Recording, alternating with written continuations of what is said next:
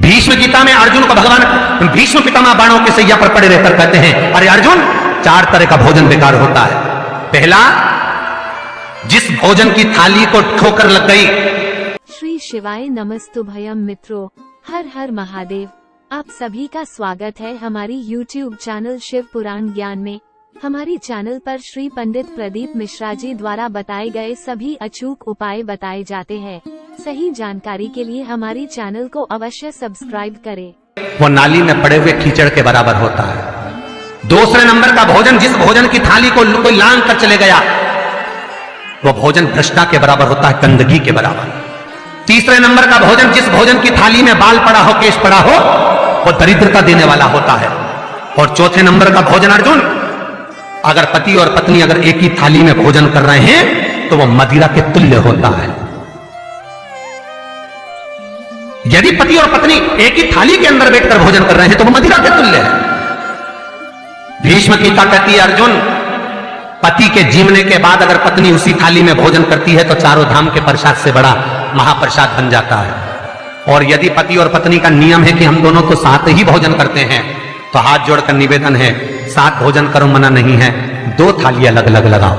पर पति के साथ बैठकर एक थाली में खाना रोज प्रतिदिन मदिरा को निगलने के बराबर है। मदिरा को कई लोग कहते हैं एक ही थाली में भोजन करो तो प्रेम बढ़ता है। प्रेम बढ़ता है। शिव महापुराण की कथा कहती है, पति और पत्नी अगर एक ही थाली में भोजन करते हैं, एक ही थाली में अगर पति और पत्नी भोजन करते हैं तो उस घर की दशा देखिएगा। उस घर के बच्चे कभी भी विद्या में उत्तम नहीं निकल सकते। उस घर के बच्चे कभी भी सत्मार्गी नहीं निकल सकते, मार्ग से विचलित ही निकलेंगे, क्योंकि मदिरा के नशे में पैदा हुए हैं।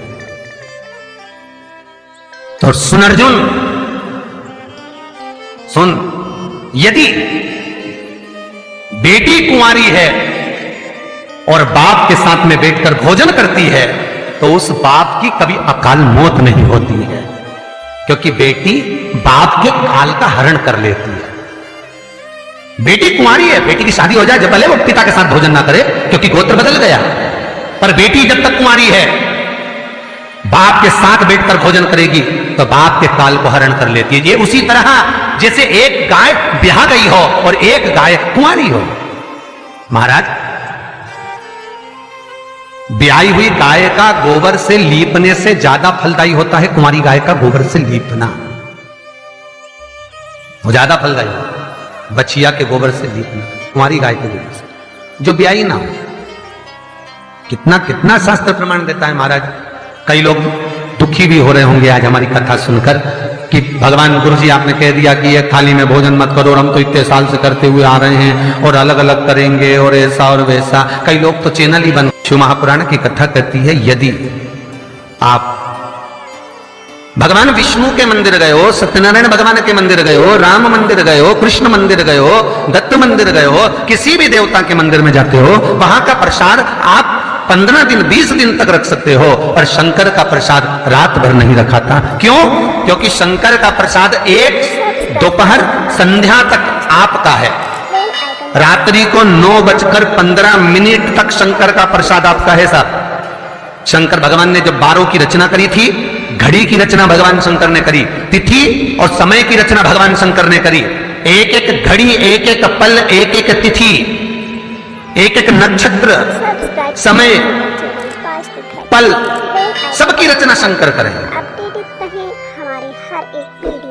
सबकी रचना इसीलिए तो शास्त्र कहता है ना, लिंग पुराण वर्णन करती है, नर्मदा पुराण कहती है, शिव महापुराण की कथा कहती है, जब व्यक्ति को कोई भारी रोग हो जाता है, कोई कैंसर जैसी बीमारी हो गई, कोई किडनी ही खराब हो गई, कोई लीवर ही बेकार हो गया, कोई बड़ी बीमारी हो गई, तो आप किसी ब्राह्मण से पूछेंगे कि पंडित जी हमको शंकर भगवान का अभिषेक करवाना है, कौन सा टाइम करवाना चाहिए? तो उसका भी समय शिव महापुराण निश्चित करती है, उसका भी समय हमारे लिंग पुराण निश्चित करती है, उसका भी समय नर्मदा पुराण निश्चित करती है।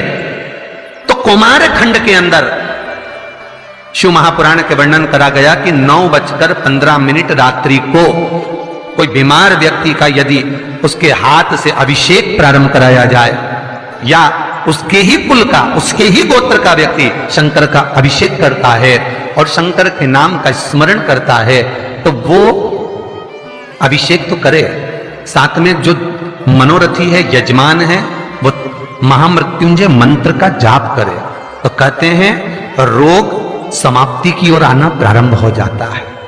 रोग समाप्ति की ओर आना, रोग समाप्ति की ओर पहुंचना। भगवान शंकर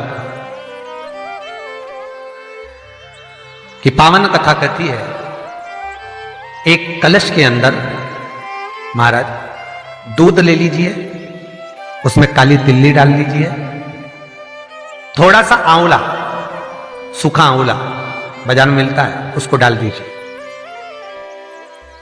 बाजार में अगर गीला बीला मिल जाए, बीला का फल, बेलपत्री में जो फल लगते हैं, बीला का गुर्दा, बीले के अंदर का भाग, अगर बीला नहीं मिले तो बाजार में सूखा बीला मिलता है, उसको पानी में गला लो, गला कर उसको पीस लो, पीस कर उसका उपटन बना लो, पीस के उसको एक कटोरी में ले लो। उस उपटन को, जल के पात्र को, जो व्यक्ति घर में बीमार रहता हो या जिसको बुखार ज्यादा चढ़ रहा हो, उतर नहीं रहा हो, निमोनिया जैसी बीमारी हो, बड़ी से बड़ी बीमारी भी अगर आपको घेरी हुई है, तो आप अपने हृदय चित्त से स्पर्श कराकर, कोई पलंग पर पड़ा हो तो उसका हाथ का स्पर्श करा, जो स्वस्थ है उसके ऊपर से उतार कर भगवान शंकर को ले जाकर वो बीले का उपटन शिवलिंग पर लगा दे, और जो जल है वो शंकर जी को समर्पित करें। कौन सा मंत्र बोलना है? उस मंत्र का स्मरण आप सब प्रेम से करें। ओम, जितने टीवी के सामने बैठे सब बोलिए ओम जूम, जा में ऊ की मात्रा, अम की बिंदी, जूम, सहा, सा दोहा की बिंदी, सहा, ओम जूम सहा, ओम जूम सहा। इस मंत्र का जाप करते हुए जो दूध चढ़ा देता है उपटन लगाकर, उसकी बीमारी, उसका रोग समाप्त हो जाता है। बहुत ध्यान देना, उसी चढ़ाए हुए जल को, दूध को, उस उपटन के भाग को थोड़ा सा ले आइए। जिस बच्चे को निमोनिया की बीमारी है, जिसका बुखार नहीं उतर रहा हो, उसके मस्तक पर लेपन कर दीजिए, हृदय चित्त पर लगा दीजिए महाराज। उसके बाद में उस बच्चे को वस्त्र से, गीले वस्त्र से पोंछ दीजिए, उस वस्त्र को झटकार दीजिए, बच्चे का बुखार 10 मिनट के अंदर उतर जाएगा। ये कभी भी कर सकते हो, ऐसा कोई दिन निश्चित नहीं है, कोई तिथि निश्चित नहीं है। जब बुखार आए, जब स्वास्थ्य ज्यादा गड़बड़ हो जाए, तब करिए। मंत्र का जाप करते हुए ओम हूम ओम जूम सहा, इस मंत्र का बस स्मरण करना है। ओम जूम सहा मंत्र का स्मरण करिए और शिव की आराधना करिए। ये वो औषधि है जो सती माता ने भगवान शंकर से विवाह के प्रथम में प्राप्त करी है। यदि कहीं से 5 मुखी रुद्राक्ष मिल जाए और 5 मुखी रुद्राक्ष को तांबे के कलश में जल भरकर उसमें डाल दो, किसी चम्मच से उस रुद्राक्ष को निकाल लो आधे घंटे डालने के बाद, महाराज शमी का एक पत्ता, शमी पत्र, और शमी का एक पत्ता ले जाकर, शमी पत्र को ले जाकर शिवलिंग पर रखकर 5 मुखी रुद्राक्ष का जल अपनी कामना कर कर, अपनी मन की कामना कर कर, सोमवार के दिन जो व्यक्ति समर्पित कर देता है, उसकी मनोकामना भोलेनाथ 3 महीने में पूरी कर देते हैं। शमी पत्र समर्पित कर कर 5 मुखी रुद्राक्ष का जल,